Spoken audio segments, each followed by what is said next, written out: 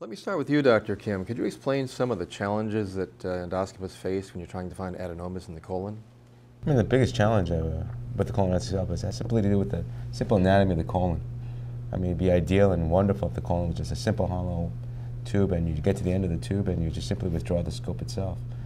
But the colon has folds, it has flexures, and all these nooks and crannies for you to miss lesions. And that's the biggest challenge you have with the colonoscopy is navigating these folds, trying to depress these folds and flatten these folds and see behind these folds. I mean, it's just very difficult.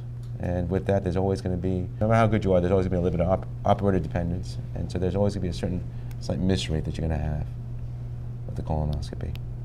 So I'd like to add to that. So we know that the anatomy, as you mentioned, is not a straight tube, and everything we do in medicine, in endoscopy, is evidence-based. And so we know that we're missing polyps. Even though colonoscopy is the gold standard, there are studies to show that the miss rate of colon polyps is upwards of 24%.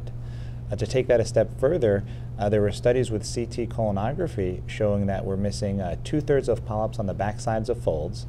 And in addition to that, we're missing polyps that are greater than a centimeter. So you'd expect not to miss those lesions, but we are. And it's just you can't find what you can't see. And that's why a third eye enhanced colonoscopy allows us to see those blind spots, to look behind those folds, to find these polyps.